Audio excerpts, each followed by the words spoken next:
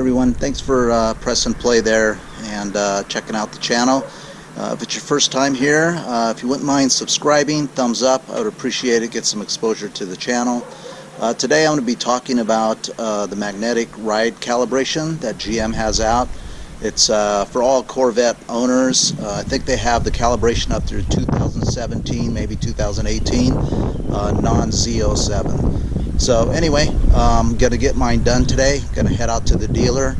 It's been raining 4 weekends in a row, and this is the first chance I've been able to get the car out, and kind of excited, want to get that calibration done and see how the ride feels. Anyway, more on that when we get to the dealer. I did have some questions on the CQuartz, so just how it's holding up. It's been about six months now since I've done the application, so I just have a short clip here of how it's repelling the water, and then we'll head out to the dealer. Again, thanks for joining the channel. Please subscribe, thumbs up, I would appreciate it, and we'll see you at the dealer.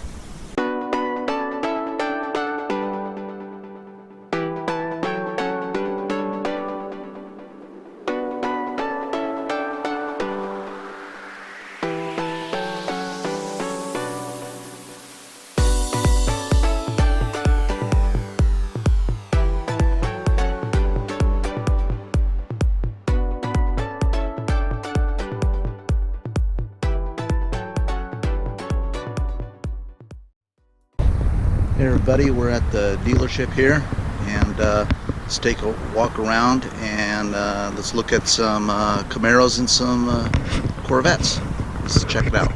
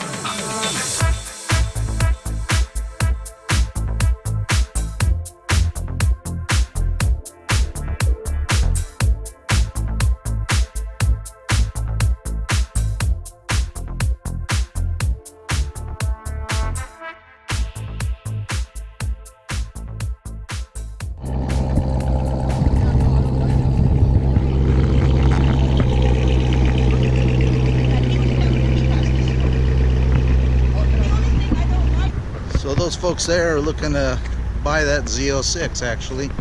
Just happened to be walking by. Anyway, a lot of nice cars. I'm anxious to get into my magnetic ride and update and see what happens.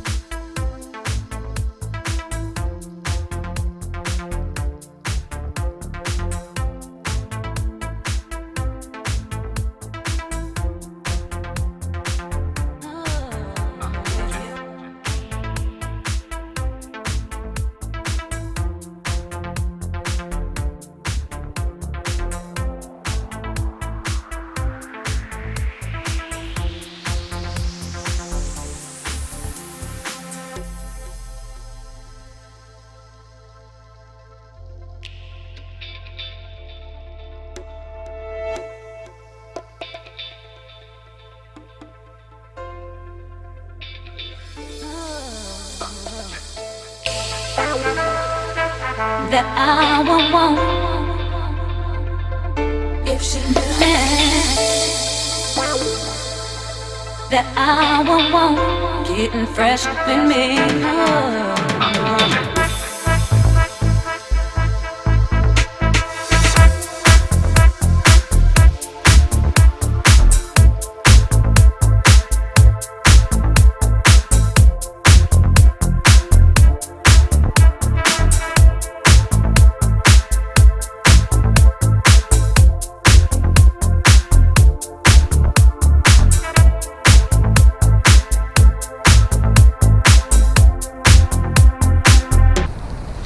Hey everyone, so I'm here updating my magnetic ride here. It's quite a process. They actually have to call the tech line. Once they call the tech line, they give them the VIN number of my car, and from there they actually have to build the programming for that VIN. It's very interesting. And then after they build it, that takes about an hour to 4 hours depending. Mine took about an hour and a half. I've been waiting, and now they're just in the process of updating the programming on the unit. Actually, they plug it into the port underneath the dash, and they just upload the programming.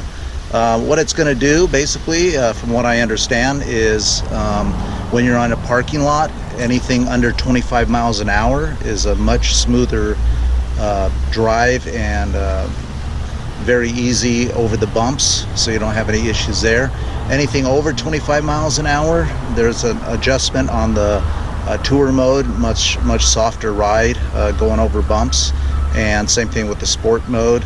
I think GM did it not only for the tracking purposes, but I also think even the issues I had with bent wheels, I actually think they had that has a lot to do with it, that it's actually gonna reduce the number of bent wheels and the damage going, harshly over bumps and potholes and that sort of thing.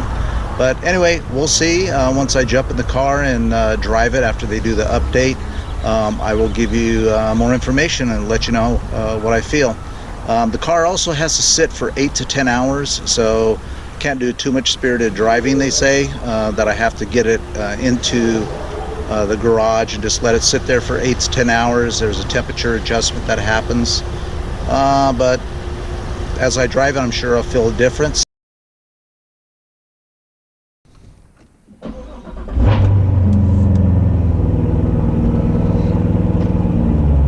It's been 24 hours since I've had the magnetic ride update, and we're gonna take the beast out for a drive and see how it feels, and I can give you an update here.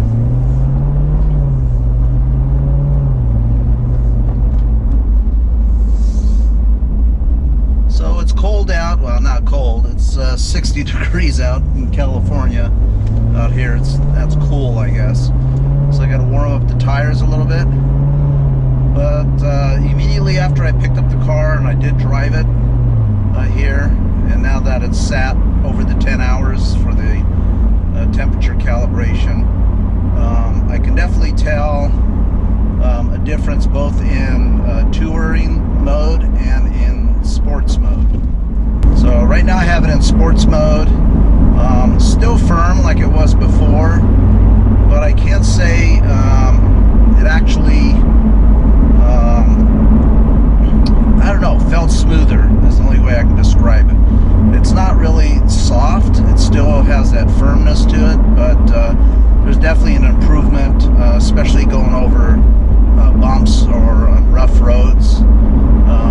Again, I do think GM did this calibration, yes, for the track, but I do think it's also for them avoiding the liability of all these bent wheels that they have been dealing with.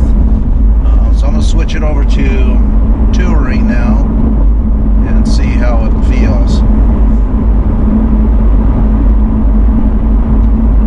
Now in touring, it's actually very smooth. I mean, it's a great improvement, I think. Let's get out here and let's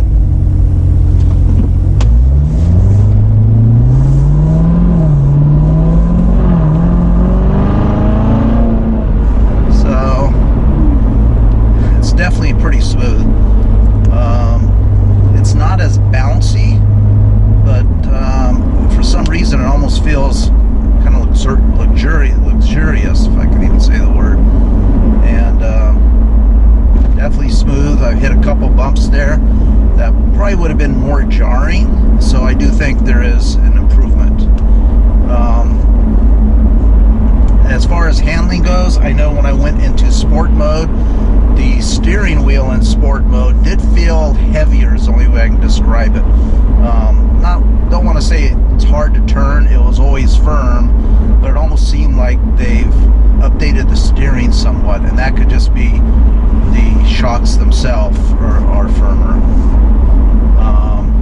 But in touring mode that I'm in now, definitely smooth. Let me hit some bumps here so you can hear. I don't know if you can hear that, hitting some bumps, and it's still smooth as glass. So they've definitely made some improvements there.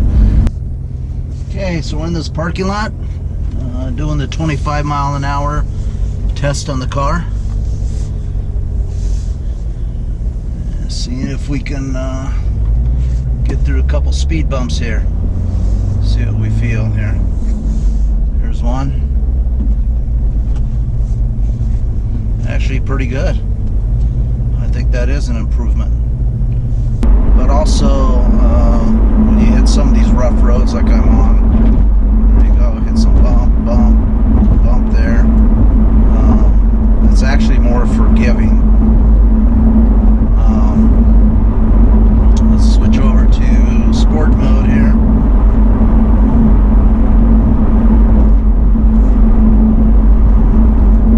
So sport mode has definitely firmed up, as it normally does. Feels pretty good. The one thing I do notice is the steering is tighter, is the only way I can describe it, a little more heavier. Not overbearing, but there is a difference in the steering of it. You can definitely feel a difference there. Not sure if that's just the shocks, the mag-ride shocks, or what, but that feels pretty good. Go back to touring. There we go, much softer. I know it's hard to tell on video, but there we go. Yeah, much better. I think GM did this, you know, like I said, for the racing aspect, the tracking of it, but also the bent wheels. I think it's going to make a difference. So let's check it out here. I hit some roads that have a lot of hills in them. So here we go. We'll take this turn here. And I'm going to go back to sport mode since these are some windy roads here. Let's see what they do.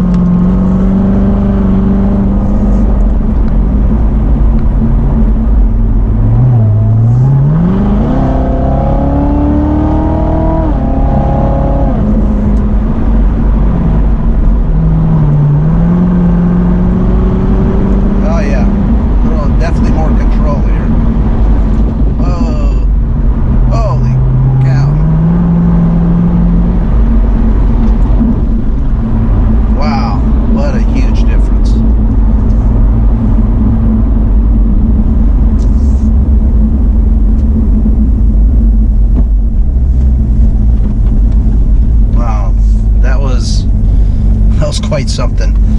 So I'm going to go back on that road. I'm going to put the camera on the outside of the car so you can see the hills that I was on.